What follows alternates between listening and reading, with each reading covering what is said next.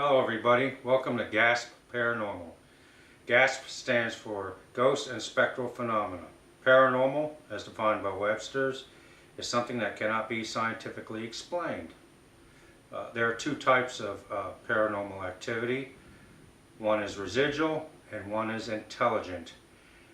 Residual activity, an example of that would be if you saw a soldier walking into the woods and you try to make contact with him. You try to get his attention, he is not aware of your presence. He doesn't hear you, he doesn't see you. He just keeps going into the woods, played back like a broken record. This happened at Gettysburg, by the way. He is not aware of your presence. And a good example that did happen at Gettysburg when two foreign dignitaries paid visit to the battlefield. Led by a tour guide, they were brought upon, if I remember the location correctly, they were brought upon Little Round Top. Upon visiting Little Round Top, they looked down at the field below, which is called the Valley of Death. That field crosses between Little Round Top and Devil's Den.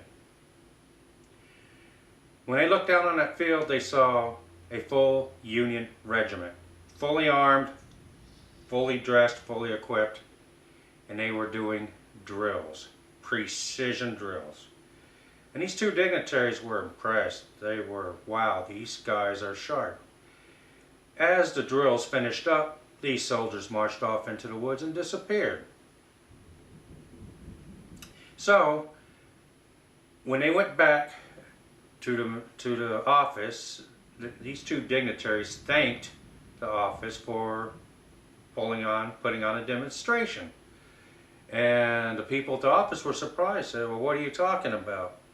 Well, the dignitaries replied, well, we saw a full Union regiment out there doing drills.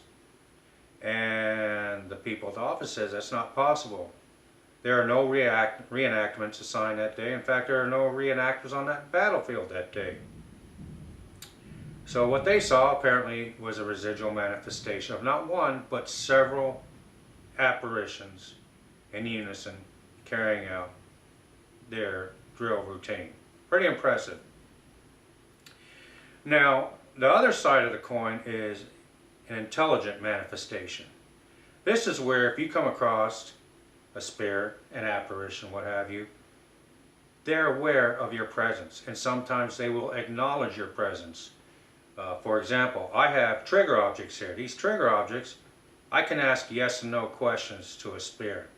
And if they decide they want to communicate with me, for instance, if the answer is yes, they will light up something here to communicate with me and let me know their answer. Another way of communicating is through EVP, electronic voice phenomena. This is where you basically take a recorder, you can set it on a table, hit record, and ask questions. You can ask any kind of questions. They don't have to be just yes and no. What's your name? Where did you come from? What year is this? Who was your president? Yada yada. Now, odds are you're not going to hear them respond. But when you finish the session and you play back the recorder, sometimes they will print their voice on a recorder and state their name. They may give you some information. So this is another way to communicate with the spirits. A very astounding example, and I think this is the most impressive example I've ever come across of an intelligent manifestation, happened at Gettysburg. This happened during the filming of the movie Gettysburg in 1993. They had to hire a bunch of reenactors because they had to play the scene of all the soldiers on the battlefield that day. So later on that day, they took a break and the reenactors went off and took a breather and chatted among themselves, what have you. Well, a couple of the reenactors were at Little Round Top and they decided to take a breather, take in the sunset and, discuss the day, whatever, talk about it. When a grizzly older man came up, dressed in full uniform garb, fully weaponized, smelling of sulfur gunpowder, and wearing a scorched Union uniform approaches them and talks to him about the battle, saying, hey, you know, it's been a tough battle today. It's been a real rough battle today. So he's talking to these reenactors about the battle, and he hands them some cartridges. Okay, so for those of you who are not familiar with cartridges, back in the 1860s, back in the Civil War era, these cartridges were what they were using to reload their rifles. Each cartridge contained ammo, gunpowder, and was wrapped in wax paper. So this soldier decides to hand out these cartridges to the reenactors, and he makes his way and walks away. The reenactors were astounded. They're like, wow, these are real looking cartridges. These are something else. So they decide to go talk to the props manager of the movie and tell him, you know, hey, these cartridges, we haven't seen these. Have you, given the other reenactors these cartridges? The guy in charge said, no, I don't have anything like that. And he was astounded too. So they decided to take a couple of these cartridges and get them tested, get them verified. You know, what are these things? They're solid objects in their hands.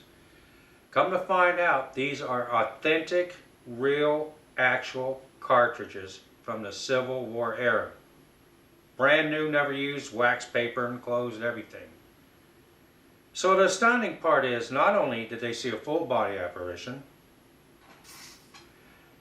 not only did they have communication with this full body apparition, but this full body apparition from a different astrophysical plane actually was able to transcend a solid object from that different dimension to this dimension and have it authentically exist in this dimension. Now, I don't know how that's possible. Once again, it's the paranormal. I think that's the most astounding evidence of intelligence, communication of the paranormal that I've ever heard of in my life. So there's, it is what it is. There's just a lot of paranormal activity, and why do they come back? Why are they communicating with us? Well, let's say, some of these spirits, they want to come back and look over loved ones. Let's say a family member died. Well, that person's passed on, but he wants to come and visit the house and look over the family, protect the family. Okay? There are some that come back that have unfinished business. An example is at Alcatraz. There is a prisoner. I think it was in C block in one of the cells. He was murdered, but he was up for execution for a crime he supposedly did not commit, saying he did not kill this person. Another reason is, well, sometimes these spirits don't know they're dead. Sometimes, hey, I'm going on life as usual. So there are many reasons. And sometimes they're afraid to cross over. And we have an example of that in St. Augustine. Several years back, I was on an investigation with a sensitive and another investigator. This happened at the Sanchez mortuary. The sensitive picked up on a presence. The other investigator was about 15 feet back, taking pictures of us, and told us there was a girl standing in between us. We had our K2 meters in each hand, and they were all lighting up. So we'd ask questions in an EVP session. Come to find out, it was an 8-year-old girl named Sarah who passed away from yellow fever in 1821. She was afraid to go to the light. She didn't know what the light was. And it's pretty common, especially when you're a child, the fear of the unknown. So after several minutes of communicating with her, we talked to her and said, look, your mom and dad are on the other side of that light and they're waiting for you. They love you and they're waiting for you. They want to see you. It is okay, it is so safe to cross over. So, after a few minutes, the spirit felt her presence no longer, and our K2 meters stopped lighting up. it hadn't lit up again. So, did Sarah pass over? We don't know. The thing about the paranormal is there's no definitive answer. We will never know, and we won't know a lot of these answers until we're on the other side. We like to think she did because of the evidence that pointed that way, and hopefully we helped her. And that's what we're about at Gasp Paranormal. We try to help people. We look for the truth and we divulge the truth. If you're on our website, feel free to browse our evidence pages. We got EVPs, photos, and videos, and these are authentic evidence. There's no smoke and mirrors, nothing is made up, everything's authentic. If you're seeing us on YouTube or anywhere else, you can go to www.gasparanormal.com and feel free to visit our site. So I hope this little video has been informative for you, and I hope we help clear up some of this information here.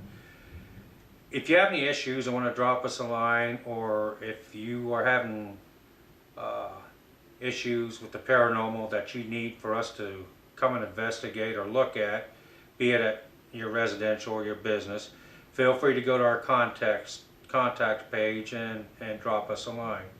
And we will get back with you and try to help you as soon as we can.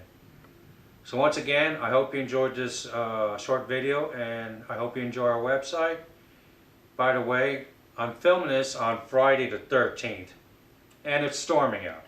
So everything, everything for a reason, right? So for now, enjoy our website. Thanks for watching this video, and take care.